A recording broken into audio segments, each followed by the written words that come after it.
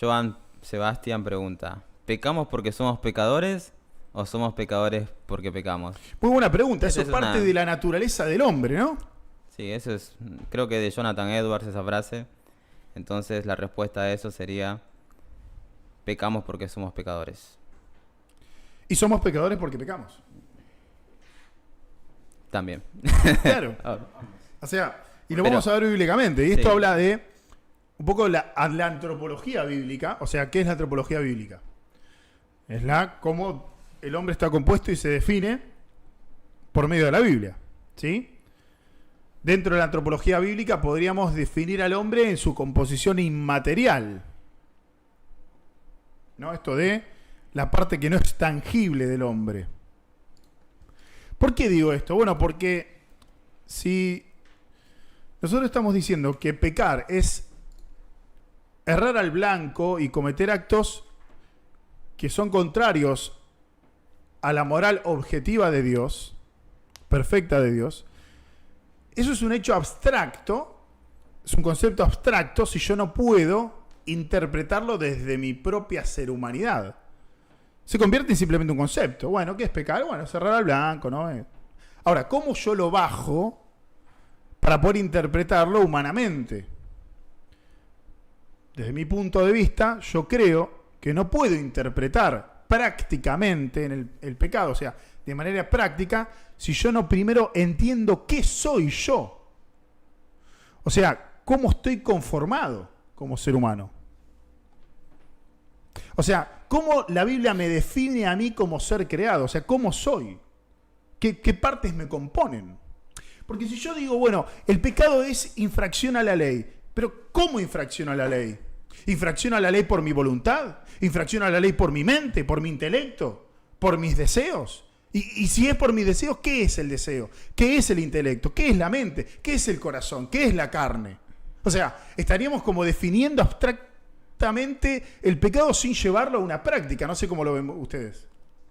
Claro, el pecado en relación al comportamiento del ser humano, y para eso tenemos que definir el ser humano. Claro, tratando de buscar una explicación de cómo se lleva ese mecanismo de pecar, ¿no? ¿A partir de qué? A partir de la mente, a partir de la carne, a partir de la voluntad. ¿Querés ir un poco más al trasfondo de la cuestión?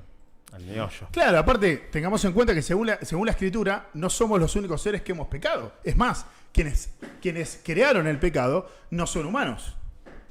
Entonces, si quien creó el pecado, o sea, la problemática es esta. Yo la veo de la siguiente manera. Tenemos la definición del pecado, que si yo no la bajo digamos, a aplicarla a mi ser humanidad, queda como un concepto abstracto, pero si encima yo no la aplico a mi ser humanidad, lo que me va a suceder es que tampoco la voy a aplicar a aquellos que crearon el pecado, que no son humanos. Entonces el pecado tiene una complejidad que creo yo que va más allá del propio significado etimológico y teológico, y esa complejidad está en cómo influencia al ser humano. Pero, insisto, para poder saber y determinar cómo influencia al ser humano, tengo que saber cómo es aquello a lo que influencia. O sea, tengo que entender cómo es el ser humano. Concuerdo. O sea, Bueno, hoy es un programa bastante denso a nivel teológico. Sí. Bueno, entonces la pregunta es, ¿cómo está compuesto el ser humano? ¿Cómo está compuesto el ser humano? Dos patas, dos manos, en el mejor de los casos. ¿Peluca en tu casa? Por lo menos por ahora hay pelo. Bueno, acá está el punto, ¿no? ¿Cómo está compuesto el ser humano? Podríamos decir, bíblicamente hablando, me gustaría poder abordarlo esto desde la Escritura. No sé si ustedes están de acuerdo en que le demos mecha. Agarra tu Biblia. Agarra tu Biblia. ¿Viniste sin la Biblia? ¿Te sentaste en la computadora sin la Biblia? Bueno, dale. Mientras vamos buscando el pasaje, anda a buscarla. Agarra la Biblia en papel y vamos a hablar de la composición del ser humano desde un punto de vista bíblico. ¿Ok? Nosotros dijimos que el pecado, en una definición ampliada, es errar al blanco, es maldad, rebeliones, iniquidades, extraviarse, perversidades, andar errantes, impiedad, es crímenes, andar fuera de la ley, es transgresiones, ignorancia, es ofensa. En forma resumida, por 1 Juan 3:4 habíamos dicho que es errar al blanco. Ahora, ¿esto cómo influencia a mi ser humanidad? Bueno, la Biblia va a definir al hombre diciendo que de manera inmaterial tiene un corazón, un espíritu, tiene un corazón, tiene una conciencia, tiene una mente y tiene algo también que le llama carne y tiene también voluntad. Entonces nosotros rápidamente deberíamos poder definir qué es espíritu, qué es corazón, qué es mente, qué es carne, qué es conciencia, qué es voluntad. Así que le vamos mandando a ver qué pasa. Dale. Bueno, espíritu podremos definirlo como la parte inmaterial completa. Vamos rápido, vamos a intentar ir rápido. Espíritu lo definimos como la parte inmaterial del ser humano completa, que incluye corazón, mente, voluntad, intelecto. ¿Bien? Ahora, lo que me gustaría que veamos, para poder entender el pecado, para poder entender cómo me afecta, para poder entender cómo lo practico, para poder entender cómo lo disfruto y para poder entender cómo vencerlo, vamos a empezar con el corazón. ¿Por qué? Porque el corazón es el asiento de la vida intelectual. Y vos decís, ¿qué? ¿Cómo el asiento? Claro, es donde se aloja, donde se apoya. ¿Viste cuando vos vas y te sentás?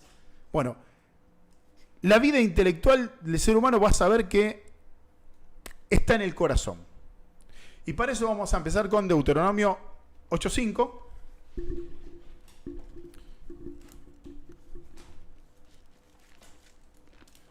Vamos a Deuteronomio 8:5.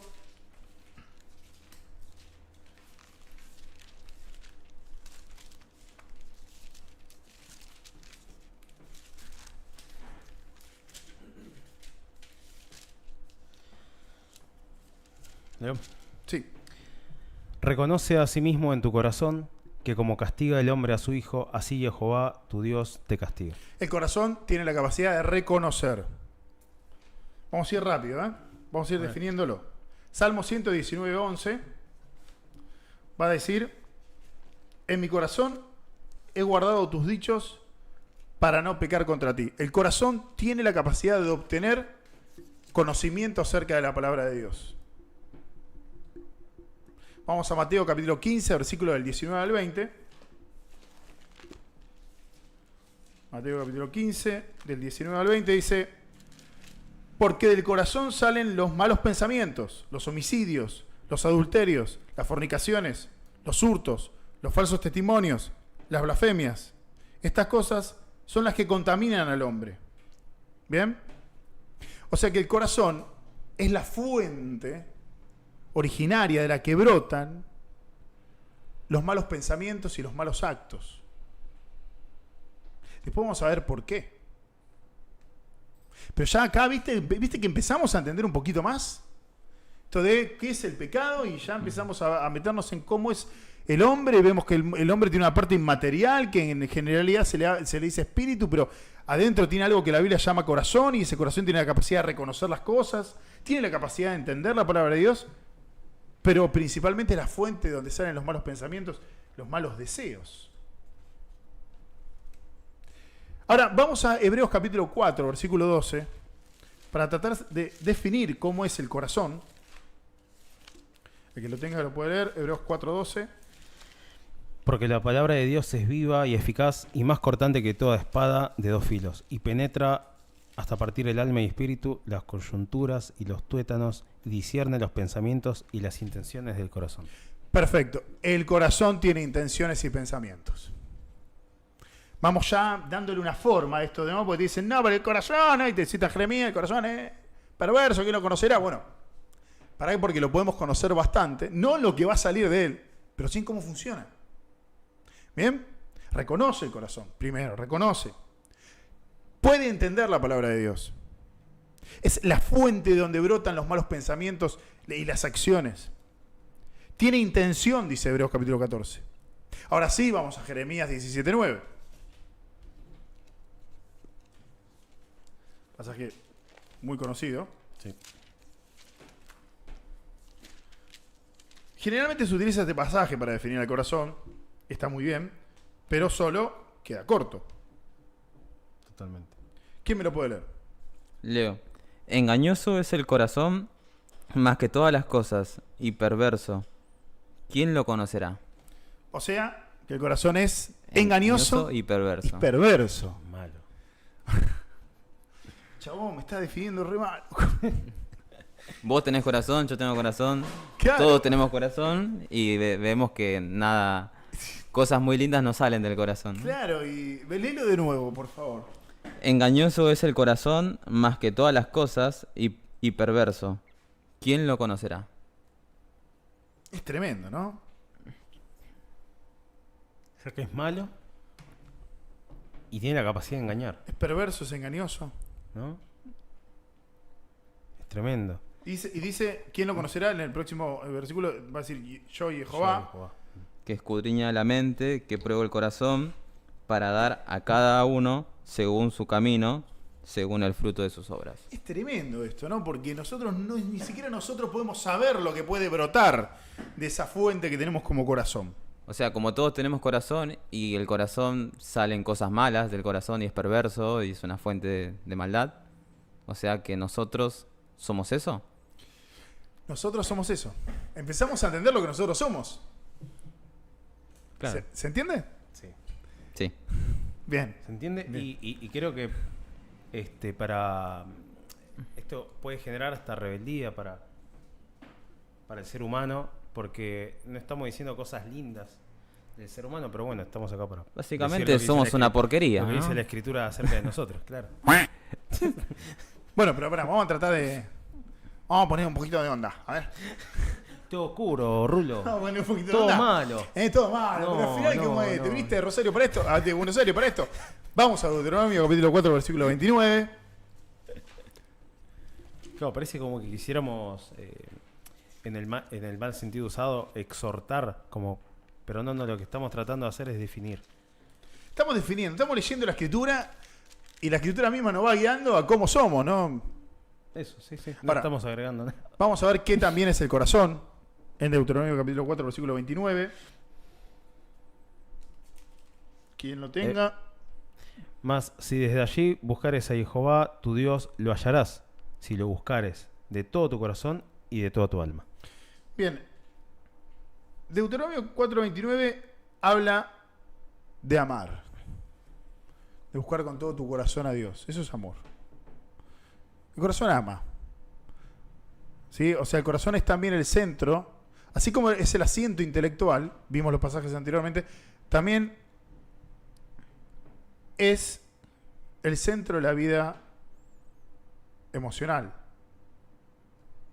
En Job 27:6, vamos a Job 27:6, el que lo tenga, si quieren, el que llega,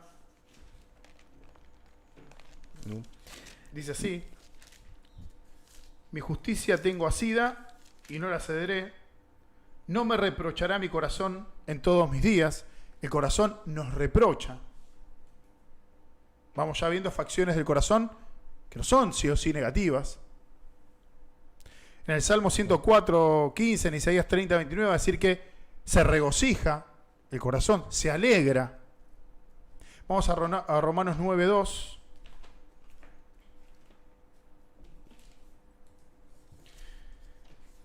Dice que tengo gran tristeza y continuo dolor en mi corazón. El corazón se aflige. El corazón también se aflige. En Salmos 37:4.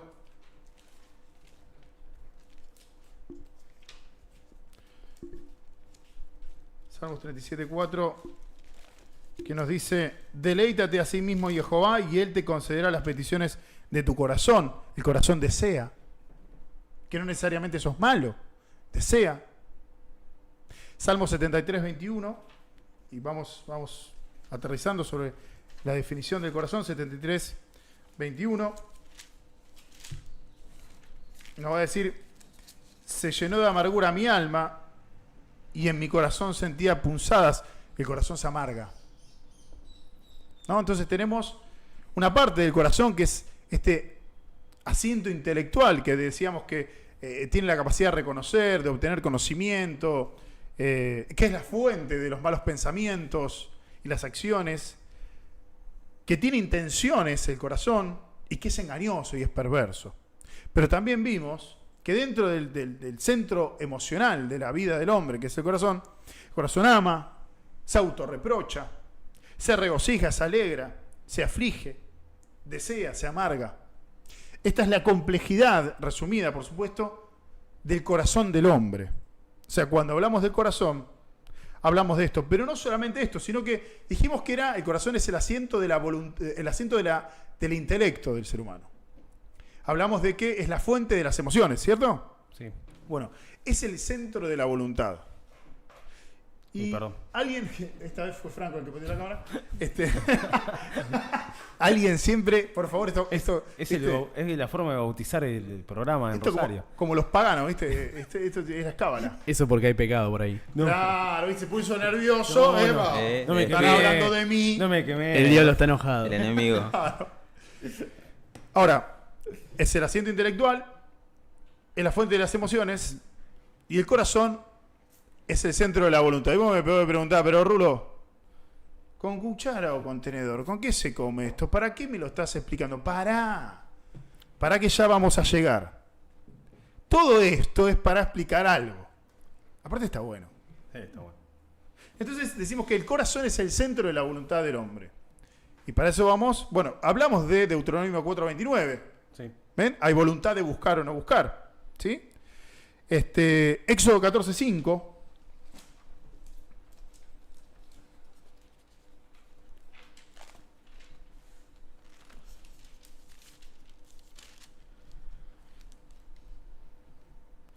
Y fue dado aviso al rey de Egipto que el pueblo huía, y el corazón de Faraón y de sus siervos se volvió contra el pueblo, y dijeron: ¿cómo hemos hecho esto de haber dejado ir a Israel para que no nos sirva? O sea, el corazón puede volverse, arrepentirse, cambiar de opinión, en contra de algo, de alguien, o a favor de algo, de alguien. O sea, el corazón puede cambiar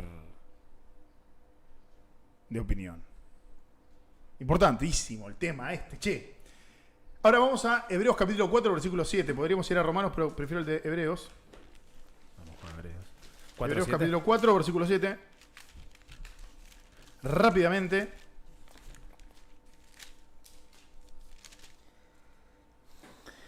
Leo.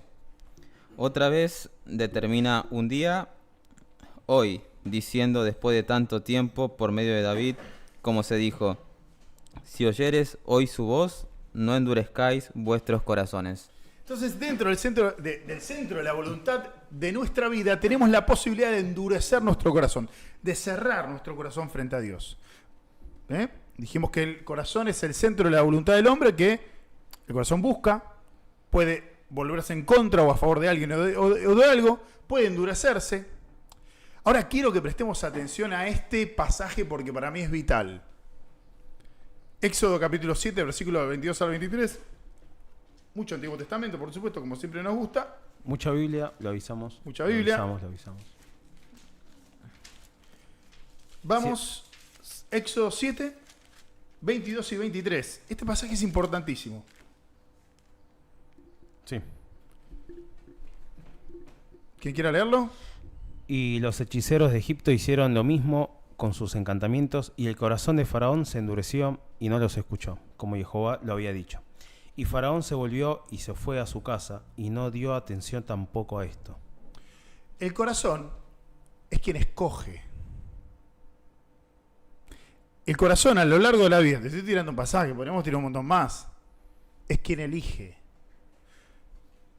Es quien elige. Y esto está muy atado a lo siguiente. Vamos a Jeremías 9:26 y anda a Hechos 7:51. A ver si puedes ayudarme con Jeremías 9:26. Recién hablamos en Éxodo capítulo 7 del 22 al 23 que el corazón es quien elige. Ahora vamos a algo muy importante.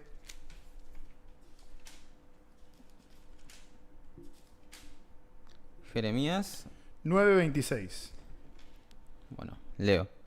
A Egipto y a Judá, a Edom y a los hijos de Amón y de Moab, y a todos los arrinconados en el postrer rincón, los que moran en el desierto, porque todas las naciones son incircuncisas y toda la casa de Israel es incircuncisa de corazón.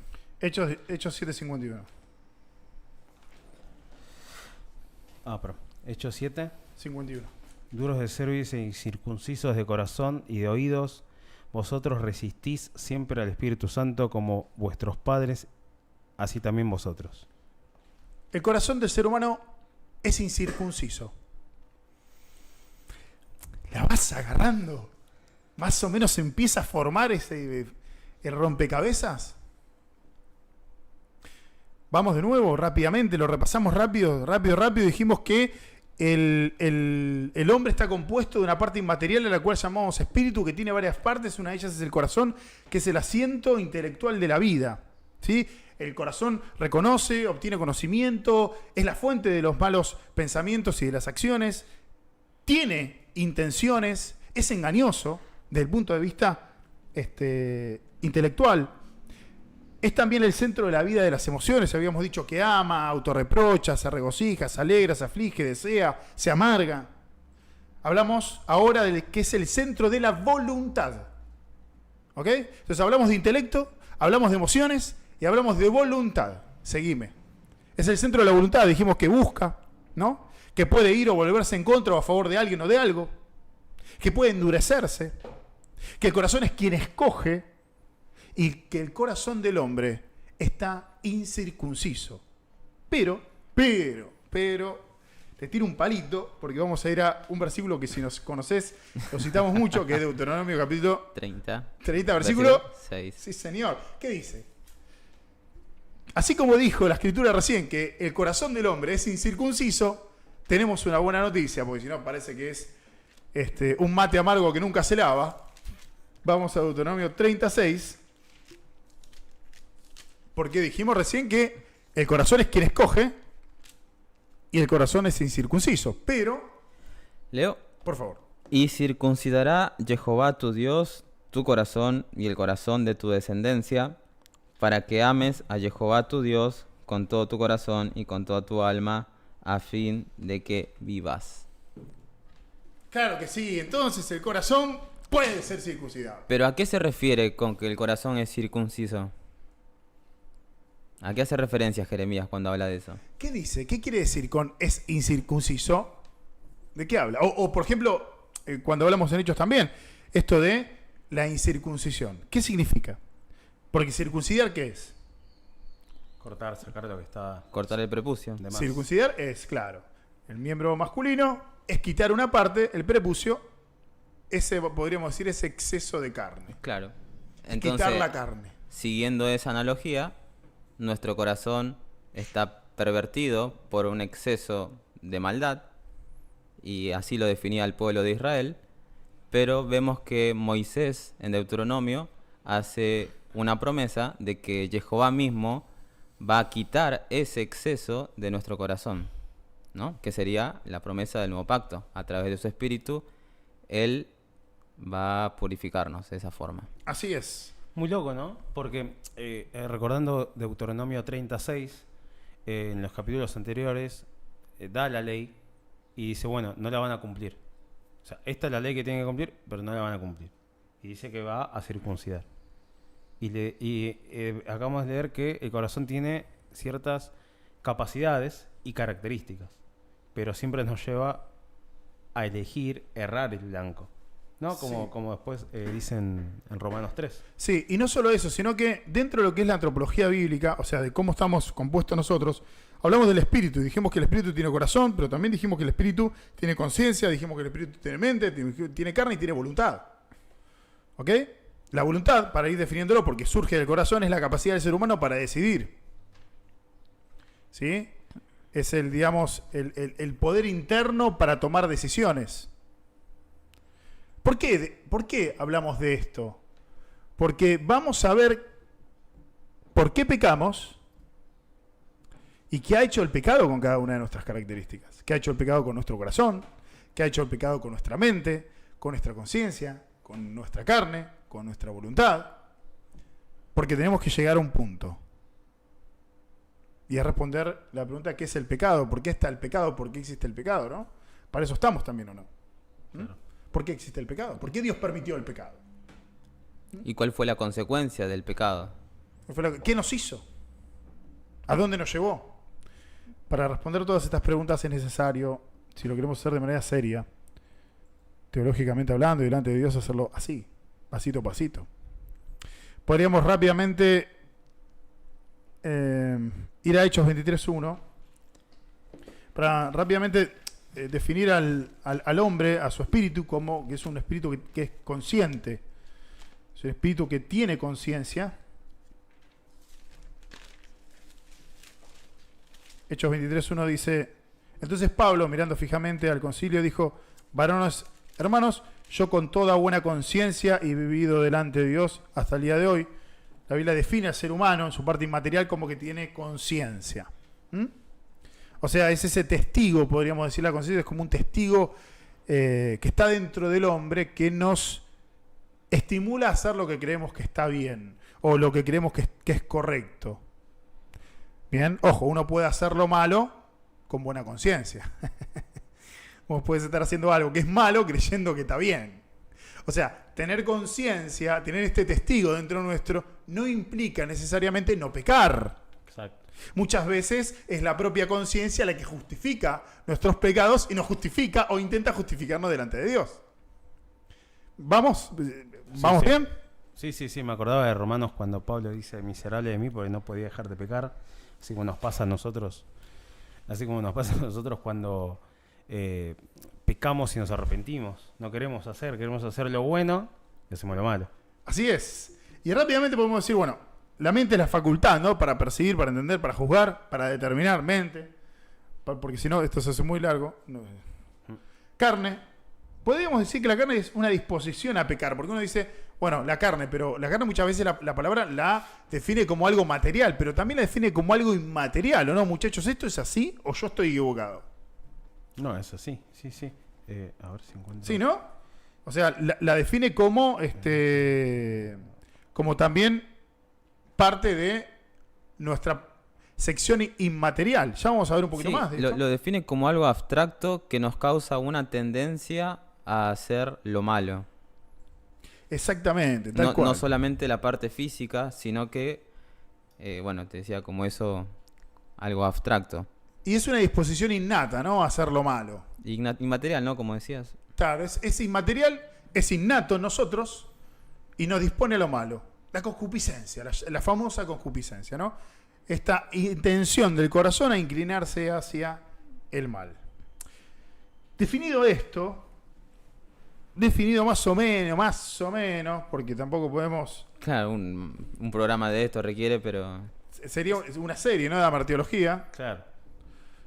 Antropología bíblica y amartiología sería. Entonces estamos tratando, de alguna manera, de poder definir el pecado, qué es, cómo nos afectó, qué consecuencias tiene y cuál es el objetivo, el fin último, a través de este simple estudio. Bueno, ya sabemos qué es pecar. Sí, ¿no? Sí, Sí. creo que quedó claro. Bueno, ya sé qué es pecar, ya sé que el pecado surge de mí, vi cuál es la fuente del pecado, vi que bueno, que mi corazón, mi espíritu se compone de corazón, de mente, de voluntad, de intelecto. Ahora, ¿cómo influye? Porque una cosa, hasta ahora tenemos el pecado, ¿qué es el pecado? Que es lo que definimos al principio, y después dijimos, ¿qué es el ser humano? ¿Cómo está compuesto el ser humano? Ahora, vamos a tratar de relacionarlos, vamos a tratar de agarrar el concepto de pecado, el concepto de ser humano, y vamos... Y en base a unirlos, vamos a ver que Frankenstein sale de ahí. Vamos a ver si sale algo lindo o algo feo. Entonces yo me pregunto, y les pregunto, ¿cómo influye, cómo modifica, cómo condiciona el pecado al ser humano? Y para esto habría que definir las consecuencias del pecado, ¿no? Pero a mí me gustaría hacerlo desde las escrituras hacia la definición. Y no desde la definición a las escrituras. Más que nada para no asegurarnos de no caer en una eisegesis. Claro. Y no condicionar lo que estamos leyendo. Claro, exactamente. No decir, bueno, el pecado condicionó al hombre de esta manera. y después ir al pasaje bíblico. No. Y justificar nuestra premisa. Claro, No, si no, así no. busquemos que la premisa emane, de el texto bíblico. Eso sería una exégesis, ¿no? Yo saco del texto el significado. Para eso, amados queridos, si ustedes me permiten, si ustedes me acompañan a Efesios capítulo 2, es impresionante cómo amo Efesios, es una cosa de locos. Como que van cabeza a cabeza con Romanos, ¿viste? Yo creo que Romanos no tiene comparación. Romanos no tiene comparación, es como una Ferrari, Romanos. Claro. No la edad, no. Este pasaje bíblico, ¿2 cuánto? 2 del 1 al 3. Efesios capítulo 2, versículo del 1 al 3, es espectacular. Y va a responder, ahora vamos a responder una pregunta que surgió en el auto mientras veníamos viajando. Veníamos charlando, obviamente, sobre el Señor, sobre las Escrituras, sobre la vida. ¿Y lo vemos? ¿Quién lo quiere leer? Del 2, versículo 1. Capítulo 2, versículo del 1 al 3. Dale. Y Él os dio vida a vosotros cuando estabais muertos en vuestros delitos y pecados, en los cuales anduvisteis en otro tiempo, siguiendo la corriente de este mundo, conforme al príncipe de la potestad del aire, el espíritu que ahora opera en los hijos de desobediencia, entre los cuales también todos nosotros vivimos en otro tiempo en los deseos de nuestra carne, haciendo la voluntad de la carne y de los pensamientos, y éramos por naturaleza hijos de ira, lo mismo que los demás. Excelente. Entonces dice que nosotros, en el versículo 1 va a decir que estábamos muertos, ¿sí?, en nuestros delitos y pecados. Bien. Dice que seguíamos la corriente de este mundo, conforme al príncipe de la potestad del aire. ¿Quién es el príncipe de la potestad del aire? Hasatán, Satanás. Satanás, el padre del pecado. O sea, éramos conformes al príncipe del pecado. Dice el espíritu que opera en los hijos de desobediencia. ¿Viste que están los hijos de Dios?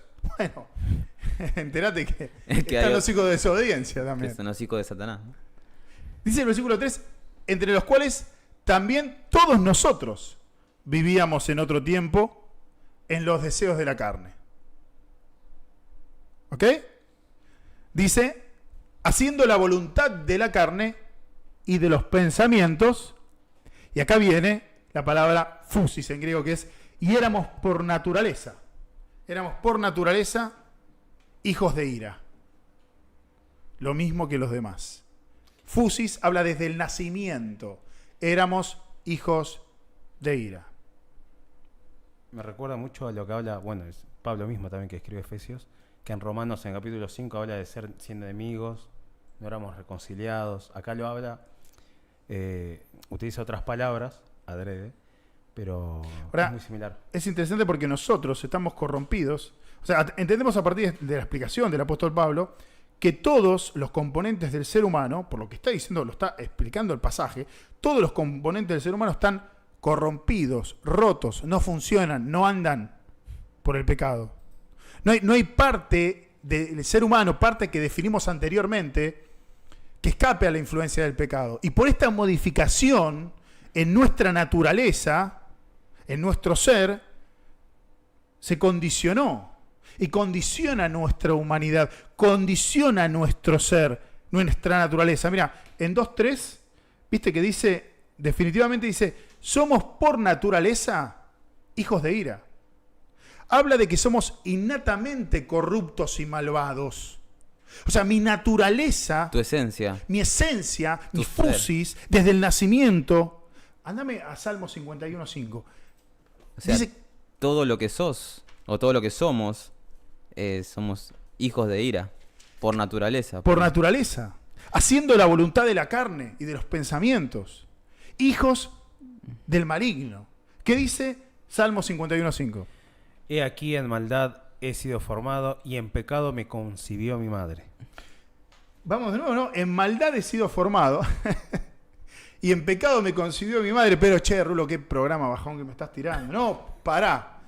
Porque es necesario preguntarnos qué es el pecado, cómo me influenció el pecado, cómo me modificó el pecado y cuál es el objetivo final del pecado, y quédate hasta el final porque tal vez te vaya a sorprender esto. Viste, a veces parece, una acotación, a veces parece un poco tabú, ¿no? Hablar tanto del pecado, porque capaz me puede hacer sentir mal, pero como recién decíamos, el objetivo es hablarte del pecado para que lo conozcas, porque no queremos que estés más en él, sino del otro lado. ¿Cómo Como puedo presentarte la cura si primero no te presento la enfermedad, ¿no? Claro, te explicamos, esto es el pecado. Estamos viciados de esto. Estamos deseados, como dice Efesios 4, de 22 a 24. Estamos adictos al pecado y no queremos que estés más en el pecado, ¿no? Porque lo mismo anhelamos para nosotros, para los hermanos. Es por eso, no te queremos bajonear, no es la idea tampoco. Claro, es más, la Escritura dice que nosotros debemos amar a nuestro prójimo como nosotros mismos. Si nosotros realmente te amamos, ¿cómo no vamos a, aún pasando vergüenza públicamente, alertarte de que tenés un problema que te va a llevar a la muerte eterna? No te amaríamos entonces. Sí. Un poco de paciencia, que ya vamos a llegar a la parte esta que seguro le va a gustar más al espíritu que mora en vos. Salmo 51.5 dice, en maldad he sido formado y en pecado Me consiguió mi madre. me concibe la Es puta. una bomba Es eso. una bomba, o sea, ¿y quién lo escribió? No lo escribí yo, que soy un don nadie, un pecador horrible. No, ¿quién lo escribió? Lo escribió David. No, pero David pecó. Es David. O sea, vos no sos David. O sea, ni yo soy David. Es el chabón, ¿entendés? Ese es David. El rey, de las rey piedras. de Israel, el cual Yeshua tenía que ser linaje de él. Claro, o o sea, sí. El conforme. Dale. Entonces, según las escrituras, entonces, esta depravación que tenemos es una depravación que está en la totalidad de nuestro ser, Me gusta. en la totalidad de nuestra humanidad. La tenemos desde la concepción. No es que proviene o se generó o la adquirí yo por nuestras acciones en mi diario vivir, la heredamos.